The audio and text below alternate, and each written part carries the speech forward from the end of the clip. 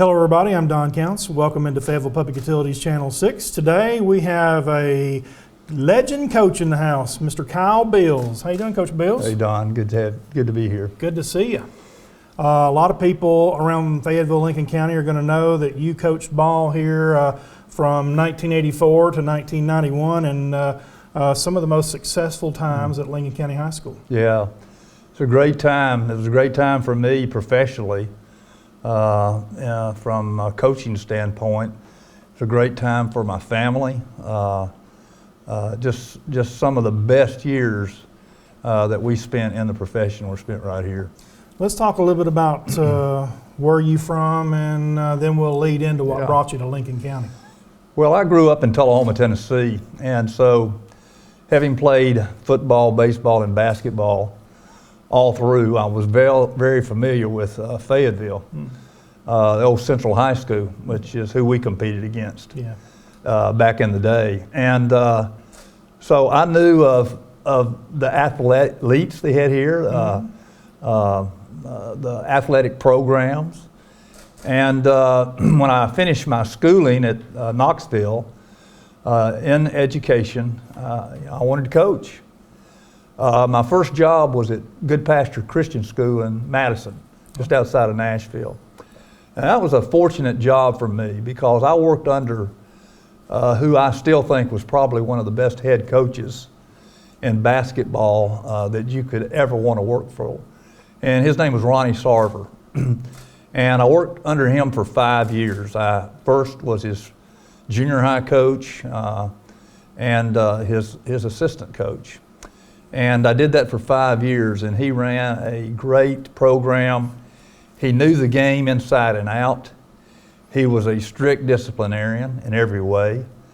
I couldn't have worked for a better guy, and he was highly successful. I think we went to the state tournament 4 out of the 5 years we were there, and won the district most of the time and the region most of the time. And so I had a very good man to work under. So I'll be indebted to him, forever. Oh yeah. In helping me get my feet under me and stable as far as coaching. Well, during that 5th year, you start getting antsy, 4th or 5th year. I'm thinking about, taking a head coaching job somewhere. And so we're sitting in the coaching office one day there, and I pick up the Tennessean, and I see there a tidbit that says Lincoln County High School is looking for a basketball coach. And it was intriguing at first because I saw Lincoln County High School. I was not aware at the time that they had consolidated all the schools in Lincoln County. And so I immediately started thinking about that and remembering playing against Central High School, and picked up the phone and called and expressed interest in the job. And it was not long after that I was on my way down here to talk with Coach Evans, Billy Joe Evans. And we had a great interview. I think we had a couple of interviews. He interviewed several people and talked to several people, and things moved along pretty quickly. And I took the job, was grateful for having the job, and started just as soon as I could, which was that summer. Let's talk about there's so much there to talk about. Yeah. First of all, the first season, tell a little bit about the first season. Well, the first season, the previous year, Sam Ezel, great guy, and I played against Sam's team as a player. Oh yeah. And I remember playing against his teams. His teams played really hard, and they were good teams. Is this the one we're talking about here? No, I don't have a picture. Oh, you don't have that? Yeah, I do. The very first team. The very first team. The very I got first you right team. here. There you go. There we go. We do That's have it. It was a team that had been basically successful the previous year, but Sam Ezel had left at the Christmas break to take the principalship at the junior high. Central Junior High. And so his assistant, Alvin Palmer, took over from the second half of the season, and guided them then. And so they were kind of orphans in a sense when I was hired. And so I came down that summer and started working with this bunch right here, and I knew we had talent. We had a lot of talent, but I can't say that they knew how to play basketball the way I saw that we needed to play it. And so there was a buy-in process, as there always is with a new coach, and they tested me. But I'm really proud of this bunch because this is the first team in Lincoln County history to win the district tournament that we hosted. And that was a big deal because Columbia was kind of the big cheese when we got here. They had kind of owned this district. And we were of the mindset that there was going to be a new king in town, and it happened quickly for us in this case because of a good senior class. Benny Jennings and Anthony Shelton. Okay. Benny and Anthony Shelton were kind of the bell cows of that bunch. Benny and Anthony were both really good athletes, not great basketball players, but really good athletes. They were both starters on that team, along with Ross Bryson, who was a junior. He was a starter. Tommy Barnes, right here in the middle, was a kid that I got to come out. The first thing I did when I got down here was went to the football field. And I hung out at the football field for every practice because I wanted not only to establish a relationship with the kids that I knew played football, but I knew they had athletes on the football field that weren't playing basketball. And so we were able to get Tommy that way. Don Thomas, you see right there, who's still, I guess he's still with the school system down here. Don played for a while with us that year, and he had never played before. And I think Don wanted to be a part of something that was very successful as well. Curtis Scholl was another senior on that team. We had Vince Bond was a senior. Vince was from Blanche. He was the only player from Blanche that was on that team. He was a backup guard, and it's a sad story about Vince. I believe it was the following year that Vince was killed in a single car automobile accident, and I remember going to his funeral, and that was a sad deal for me. Also, David Quick, my assistant coach, was killed during that year. He was riding a bicycle just right off the square up here, and he was hit by a car. So there's some sadness in that picture to me there. But this team was really special because it was that first district AAA tournament championship team. 17-6 year. 17-6. It was a bad year for weather. Oh. We had, I guess, 6 games that were postponed, and we couldn't make them up, so then they got canceled. So, that's not many games in basketball. No. 17-6 record, especially when you go to the region tournament. Sure. But that was the first team, and they hold a special place in my heart. Absolutely. A lot of those guys still around, and we still see. And it's interesting to hear the stories of what kind of athletes they were. Yeah. And still, most of them are doing quite well, and that's good. I know you have some successes and some maybe not so much. Yeah, that's true. Over the years. And another player or two that I'd mention, Monty Hall. Oh yeah. Monty was just a really good kid, and he started on that team as a junior. Very good shooter, a really good baseball player. Monty was, but just a wonderful kid and quiet-spoken, humble kid. And another kid, Doug Eccles, he went on into I believe it was the Air Force, was a pilot, I believe, and some others. They've all done, as you say, really, really well. And Ross Bryson, he's a big guy now. He was pretty big back then. Ross was a big guy, and I don't know if you knew what Ross's nickname was, but they called him Bread Truck. Bread Truck. And our fans were great at that time. I mean, we packed this place over here. We'd put 3,000 in there in a heartbeat. Oh yeah, we have some pictures somewhere that shows some sports articles where they're literally sitting on the floor. They are. The fire chief was our buddy. I'll put it that way.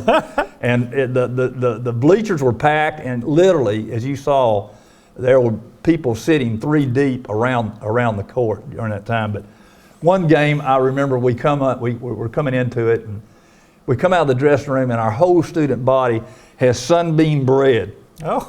Just twirling around over and over like that. And that was in, honor of the bread truck showing up, Ross. Wow. Ross was a really good player his junior year, and Ross had not played football, and I think Lewis had gotten him to come out that senior year, and that had my blessings. Ross would have been a great defensive end, which was what he was playing.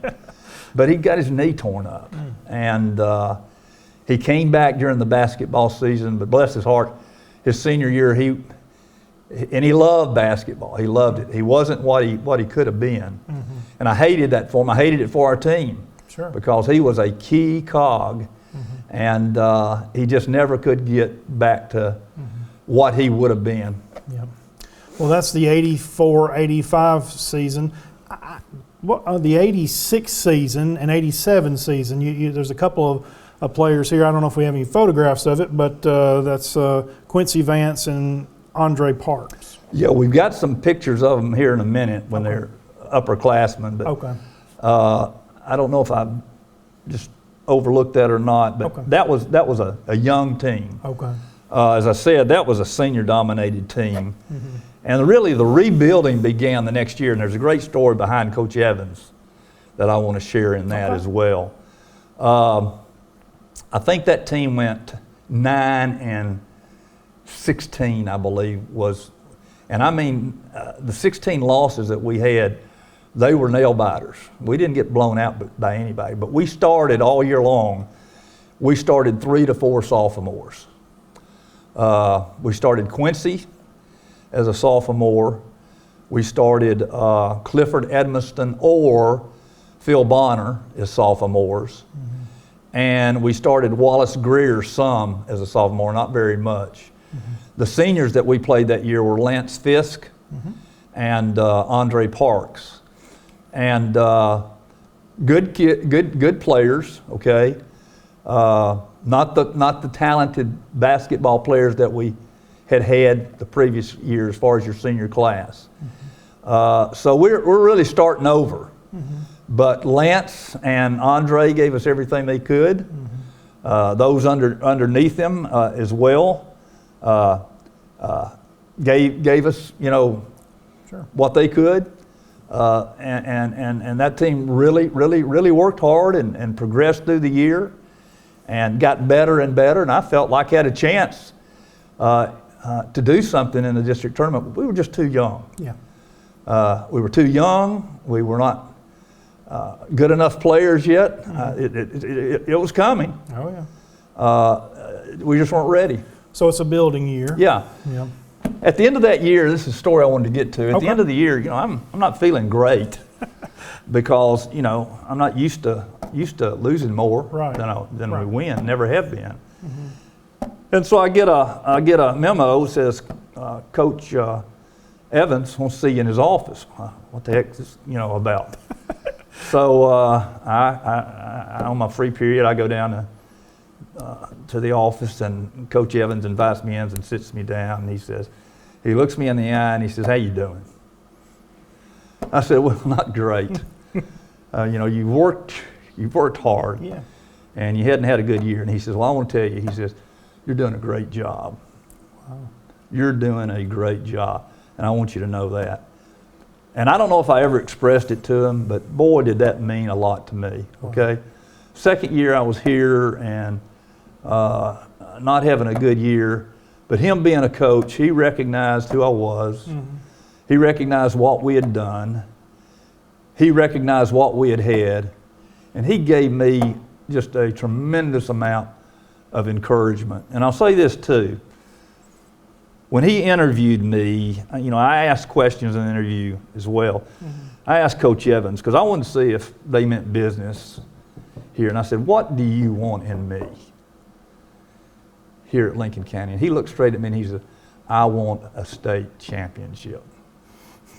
You can't get any higher than that. That's right. So when he said that, I knew that I would take the job. Well, as a coach, the support staff, how important that is. Oh, it is. And I had a good AD. Jimmy Ellis was the athletic director at that time, and Jimmy was very good to me, and they had a lot of late nights because of me, but they were in support of not only my program, but football and everything else there. Just a great administration and faculty that was supportive. You know, that's important. I'd have something going on with a student in class. His grades weren't where they needed to be. He wasn't getting the work in on time. They would come see me on the front end, let me know I could get to the kid, tell him what's up with that, and we could make that correction in time where we wouldn't have an eligibility issue. Right. So, you know, that faculty in that school, under Coach Evans' guidance, worked hand in hand. And looking back at that time, the school was relatively new. It was, you know, and I had one boy came to me later, and he said, I remember you saying this to us in the dressing room. He says, you came in and you said, we're not Blanche anymore, and we're not Fayetteville anymore, and we're not Central anymore, and whomever, we're not them. We're the Lincoln County Falcons. And that shirt that you're wearing says Lincoln County Falcons on it in front of it. And that's who we are, and when we go and play, people are going to know who we are, and they're not going to want to see us coming. They're not going to want to see us coming to town. That's right. And so he said, you know, I wanted to run the door for you that day. And yeah, that's who we are. Well, that's the thing, you know, during those years, it was a big transition for the people from Fayetteville, Blanche, and Boones Hill and all the places they come from. So this kind of thing, as you know, unites the school. Yeah. And, you know, I saw some of that resentment of the old schools being closed, and, you know, people saying, well, you're not going to look at these kids. Our kids are going to be left out. That never happened. No. We you know, if a kid could play, he could play.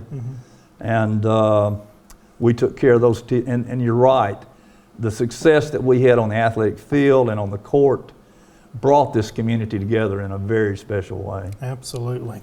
Well, let's talk about the next year, 87, 88. Looks like their uniforms may have changed a little bit. Yeah, I think Coach Ellis, he got off of his little tightwad self that year and allowed us to buy new uniforms. No, I say that very facetiously. We got exactly what we wanted. Looks like you got Coach Alvin Palmer. Everybody knows him. Coach Alvin, I'd stayed on him because he added something very special, okay, to our program. I had David, and then after David, Jack Raby, good friend of mine, great friend of mine. Jack had assisted me a couple of years. I don't know if it was a year after this. I know he did the year before this some. But Alvin was with me for the duration of the time down. We were here. But this team was a great team. Okay, they went 28-3. The two games that we lost in the regular season were in Memphis. We lost to a team, Memphis East. They had two kids, a Douglas boy and a kid named Billy Smith that both started for the Tigers at Memphis, and a team out of Mississippi. That was our two losses during the regular season. Our final loss was in the state tournament against Franklin, and when we played them at Vanderbilt, and that game still hurts. Oh yeah, because you have that here on VHS. Yeah. Back here behind that. You say that one still bothers you a little. Still bothers me. We had a lead in that game. Quincy got in foul trouble. He had to come out. And we just lost the lead, and we went on a scoring drought there, and we just couldn't recover. And you know, I thought many times what I would have done differently in the course of that game, and not a thing. It just wasn't meant to be that night, and I hated it for our community. Our community was there. I mean, the whole lower level at Vanderbilt was red, white, and blue. Wow. But yeah, this team was really a good team. They again won the district We won it 3 years in a row. They won the region, won that 3 years in a row. We beat, that was Cleveland in the sub-state, I believe. Just beat them 70-38, and then went to the state tournament and were upset by Franklin. This team was rated all year long number 2 in the state of Tennessee. There was a team, I believe, out of Memphis that was ahead of us that year. But our seniors that year were Quincy Vance. Quincy signed with Middle Tennessee State University. Quincy started there for 4 years. Wow. And he's a successful coach now outside of New York City at a private school there. He was a senior. This is Chris, and his last name right now, I can't recall, but Chris was a backup. He was a senior on that team. Let's see who else were senior. Okay, Clifford. If you can love a player, that's one I loved. I'll never forget him coming over for our practices in the spring from Central when he was moving up to the high school, along with Phil and Wallace and Quincy. That kid, he was like a sponge. And I told him, I saw something special about him. I said, you can be the best defensive player Lincoln County has or ever will have. And he took that to heart, and let me tell you what he was. He was the best defensive player I ever had. Wow. And he went on and signed at Motlow State, then went down and played at a NAIA school in Alabama, got his degree, and he has worked at Nissan for years. Phil Bonner was another off guard on that team. J.J. Jordan was a starting guard. J.J. was a really, really good guard. I'll tell you a story about J.J. J.J. was a good athlete, a pretty good basketball player. We were playing in Memphis against Memphis Treadwell. Treadwell had a guard by the name of Anthony Penny Hardaway. And he went on, of course, to be an All-American at Memphis. He's in the NBA Hall of Fame, and now is the head coach at Memphis. He was an unbelievable player. And if he got the ball in transition, you just forget it. He's going to score. So we went into that game with JJ, and I told JJ, I said, JJ, in our plans, I said, JJ, we're not going to use you on the offensive boards at all today. I said, as soon as the ball goes up on the offensive end, we're going to have one man back, which is going to be Doug, our point guard. We're going to have the other three are going to the boards. You're going straight to Hardaway. And your job is to deny Hardaway the ball. Do not let Hardaway get the ball off the rebound or in transition off a pass. And he did a great job of that. He did his job. He did his job. We beat Treadwell down there, which just shocked all the people at Memphis. And years later, I saw Penny at a tournament later on in my coaching career somewhere else. We're playing at Penny's tournament now in Memphis after he's retired. And I said, Penny, my name's Kyle Bills. I said, I'll tell you about something.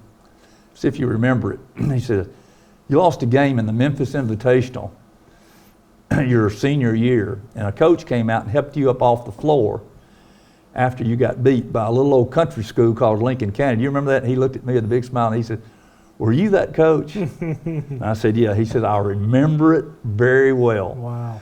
Because, they were expected to win the Memphis Invitational tournament. Mm-hmm. So we won the first 2 games, and this team went on to play in the Coliseum, the Pyramid, which is now Bass Pro Shop down there now. Wow.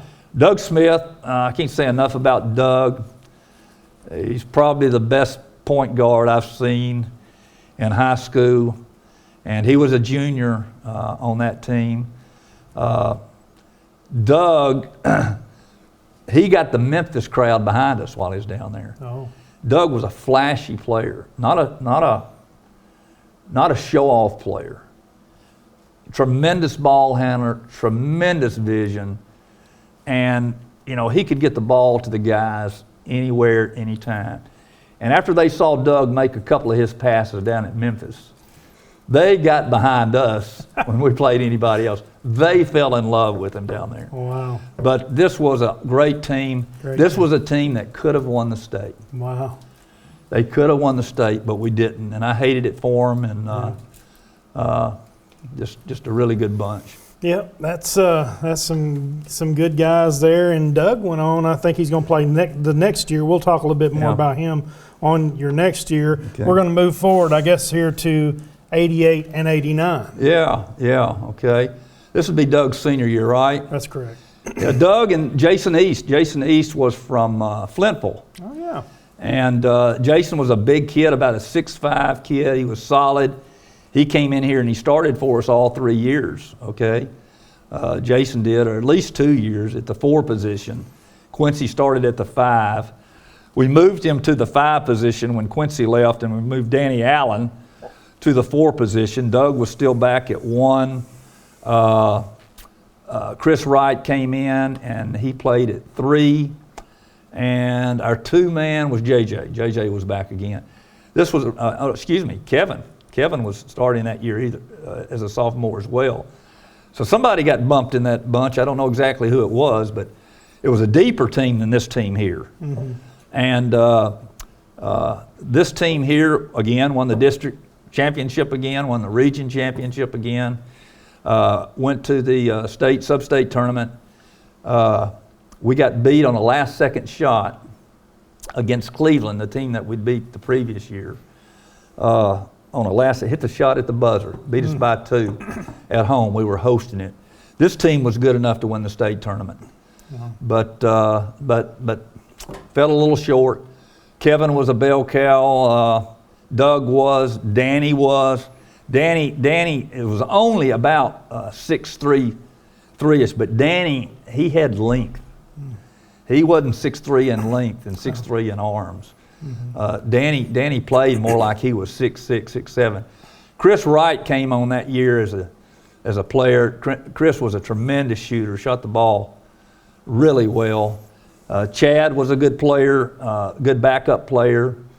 Randall Buchanan was on that team. Myron Parks, I don't know if some might remember Myron. Yeah. Dante Allen would start the next year. Myron would start the next year. This is Chris Reese. I don't think Chris played after this year. And of course our managers. I'm sitting here going through this and not mentioning my managers. My managers were as much a part of the team as any. And this was Sam's boy, Sammy Zell's boy, and this was Chris Gross here. And just a really, really, really, really good team. 28-7. 28-7. We won 28 games a row. 3 years in a row, I should say. We won the district AAA 3 years in a row. We won the region 3 years in a row. Of course, went to the sub-state all those years and went to state tournament 2 of those years. So it was really a great time to be here. Sir, Mike, to zoom in on this picture. Tell us a little bit about this picture here that we're seeing. Yeah, this is the 89-90, I believe, team. And this team really overachieved. And again, it was a 28-win year for this team right here. Kevin Dixon, Kevin would have been a senior this year. Danny would have been a senior. Chris Wright would have been a senior, I believe. Dante would have been a senior. JJ would have been a senior. I think Myron was a senior that year. Chad Harrison, he was a kid that we got out of the football program. Mm-hmm. And Chad was one of these guys, you hear about these guys that they don't look like players, but buddy, they are. And Chad was Chad, he played hard, he played smart, he became very fundamentally sound, and he was key for us. And we had Chad and Danny both coming back the next year, and they both got hurt. Oh. They both had knee injuries. And we would have had an outstanding team the next year. We won 19 games my last year. I think went 19-10 my last year here. But we lost those 2 kids, and they would have been really good. But this was another good team. Kevin was probably our most prolific offensive player. After 3 years, I think he averaged 20 points a game over his career, not just in the season, but over his career. He was a Talk about these player. three guys. I think she's. Yeah, that was at the conclusion of the region tournament, I believe, that at that time was held over in Fayetteville. And those three guys made all region tournament, and all of them deserved to make it. That would be Kevin in the middle. That's Danny on one side, Danny Allen on one side, and Chris Wright on the other. And I believe that year, Kevin was MVP. Kevin was MVP of the district that year, and Quincy was MVP of the district when he was here. Doug was MVP. So we had three guys that were MVP in our district. Wow. 3 years. You have you've had somebody help you. Your wife, you said, help you keep all this stuff together, because as a coach you don't have time to do all that. But I know you have the thing about sports is, and you've lived it your life, is the recall. You can look back and think about the Vanderbilt game, but you also see the successes too. You remember them like they were yesterday. Well, let me tell you what, it's a sad thing. You remember the losses. Some of the wins, I can't tell you a thing about it. I can tell you about every single loss we had. Wow. And because I think as a coach, they eat at you. You're driven by success. Mm-hmm. You're driven by the win. And I say it's a sad thing because you don't enjoy the victories. Mm-hmm. And just the way it is, I guess. Well, when you're talking about success, Paul Henry helped make this show happen today. My good friend, the sportsman in Lincoln County with the Elk Valley Times. But it's amazing that during the good years, you get all these letters. You can talk a little bit about some of them, and just tell them about some of the letters here you got from some of the big-time coaches that everybody's going to know their names. Yeah, we had some guys that were recruited, nationally. They were that good of players. This is a letter from Ohio State University. This was Gary Williams. Gary was the coach at Maryland in the ACC for many years and was the coach at Ohio State. This is a letter that somehow landed in our packet here. One of many that Doug Smith had gotten. Did Doug go on to play ball? Doug went on to play at the University of Virginia. Here's a letter here from Terry Holland. Terry was the head coach at Virginia. Most people remember Terry Holland. He coached Ralph Sampson and that crew in the national tournament. But I'm reading here, he says, the chemistry and the ability to pull together teams to at least give us a chance in most situations is coming on for us. Watch Doug, and he has done an excellent job. He seems to have learned a lot, and while his playing time may not show his improvement, he has improved. So he kept me on the loop here. That was Doug's freshman year, and of course freshmen don't play a lot. So he's telling me, he's getting better. And Doug went on to have a good career. He backed up John Crotty, who went to the NBA for 3 years. Right. And so Doug got a lot of mail like that right there. Yeah, the thing is, you mentioned we talked about the fact that your years were successful, and these people had their eye on what you were doing. Yeah, they did. I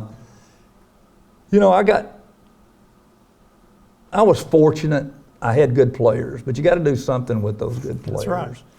And the more you win, the more notoriety comes to your players. I always told my players, in everything that they did, do it unselfishly. We had a sign in our dressing room at that time, 2 signs in our dressing room. One of the signs said, "It is amazing what can be accomplished if no one cares who gets the credit." Wow. And our teams believe that. The other sign that we had was a sign that everybody had to hit when they went out of the dressing room every day or before every game, and it said, it is a big sign of Tennessee up there, and had Lincoln County etched out on that sign, and it said, "The best D in Tennessee." So our teams believed that we were going to be the best team defensively of anybody in the state of Tennessee, and they were going to be unselfish. And our teams played that way, and they played hard. and they played sound fundamentally.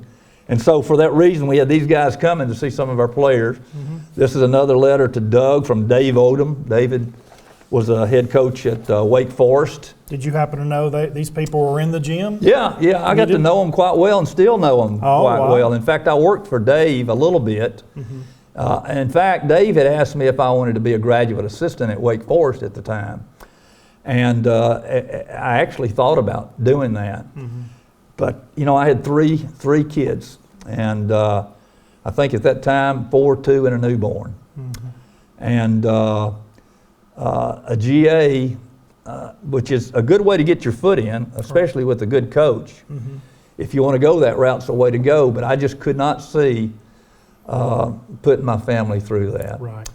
And, you know, sometimes I wonder, what if? Sure, I understand. But I'm sure proud of the way my kids have turned out. Absolutely. Here's a letter to Kevin Dixon from Wimp Sanderson, who was at Alabama for years. And then here's a note from Don DeVoe. He says, congratulations on the outstanding season you've had.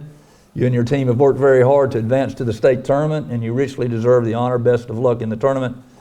Sincerely, Don DeVoe. So, yeah, we got all types of mail, and that happens when you play, and you don't care who gets the trophy, you don't care who gets the plaque, you don't care who gets the MVP. What you care is what team wins the championship. Well, let's talk about basketball from 84 to 91. How's it changed, you think, today? Well, I'll be honest with you. I got out of coaching. I left here and went to Franklin and coached there for 3 years. And then I left there and went to Montgomery Bell Academy in Nashville. And that's where I retired from.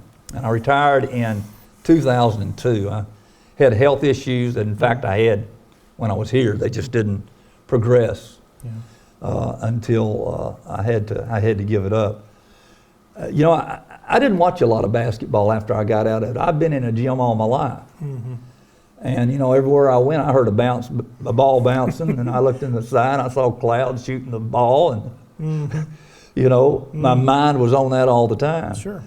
And so I took a back seat from that. But, you know, the game's never changed. I mean, there's a few, the arc and the three-point shot, the physicality of the game, and things they let go now that they didn't let go then. Like fouls. Yeah, but coaching's still coaching. And what I see when I watch major college, when I watch high school, I watch the teams that are sound fundamentally, that are disciplined, that play hard, and know how to execute, win. That's never changed.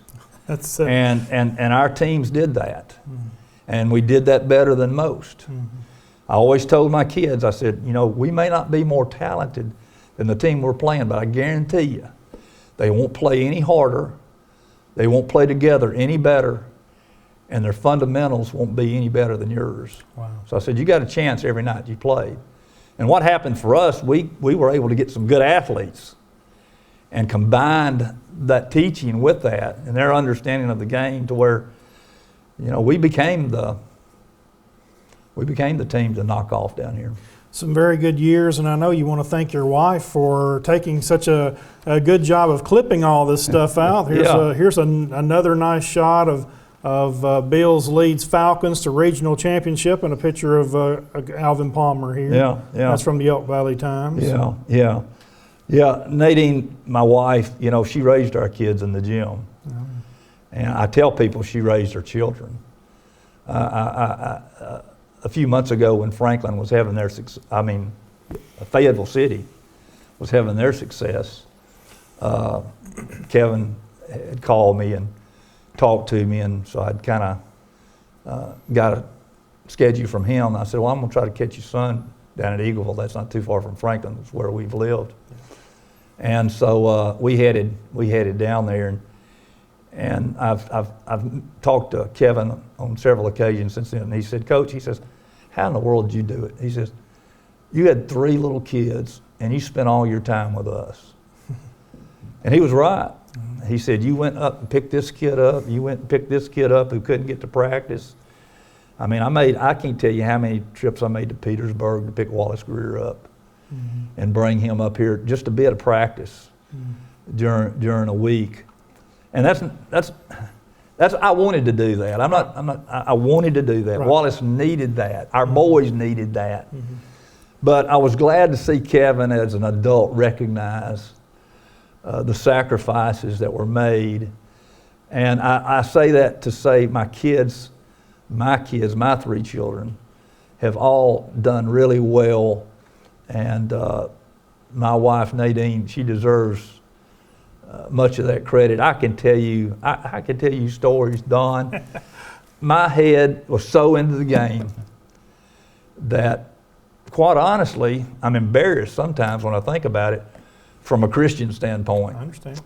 I went to Hardee's down here one night after the game. We'd gotten beat, and the road trip got in. I'd looked at the tape in my office, been there I don't know how long, hadn't eaten. So I drove into Hardee's and ordered a burger and fries and Coke. I paid for it, and I drove off. And it wasn't until I got home that I realized that I didn't have my food with me. Because my mind wasn't on getting the food back. It was on that turnover or that bad pass or that decision I could have made that affected the game. Yeah. Another night I came out and I took a right out of the parking lot, and I was halfway to Huntsville before I realized I was headed to Huntsville, Tennessee. I think I was about Hazel Green, and turned around and came home. So I say that to tell you, that's where your mind is. Sometimes it all happens in every career. And I think, if you're successful in your career, especially in coaching, you live it. Yeah.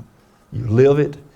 And my wife and my children lived with that. And I'm thankful to them for that. And, but at the same time, some of it I regret a little bit. Well, we thank you for your sacrifice of making Lincoln County basketball so successful during these years, and you've touched the lives of many young people, Yeah. and there's some positive there for sure. Oh, it is, and I get cards from time to time. I got one the other day from John Richardson. John didn't play for me. John was a student of mine. And John just wrote me a little note. He said, "Coach, I want you to know those morning talks I had with you in the hallway, I'll never forget them." Wow. And you get notes like that all the time. You get calls from your players. There's nothing like the relationship of a coach and his players. John Meadows would have told you that. That's right. Lewis Thompson will tell you that. And let me say about those two guys too. They were great to work for, I didn't work with. That's right. And John, I believe he left the year or two before Lewis came in. Lewis came in, he had a tough year or two, but then he got things going. Oh yeah. Going there really well. But I have just the highest respect for John, and still do for Lewis. And I know Lewis has been a stalwart in this community. Absolutely is. And thank you for Thank you, everything Don. you've done. Thank you for coming down from Franklin to talk to us. We've got tons to talk about, and Yeah. I'm proud we covered the things we did, and we thank you for talking to us, and we appreciate your what you've done for basketball. Yeah, there's so many people I'd like to say something about that I can't. I know. But the support we got here, my family got here while we were here, I never had anything like it anywhere else. Wow. Even with the success that we had. This was a very, very special time in our lives. And we've got so many dear friends to this day here in Lincoln County that we'll cherish forever. Thank you. Kyle Beals has been our guest today, and we appreciate Paul Henry for being here today and helping make this happen. And we appreciate Kyle driving down and talking to us, and we appreciate you watching here on Fayetteville Public Utilities Channel 6. I'm Don Council. We'll see you back in here next time.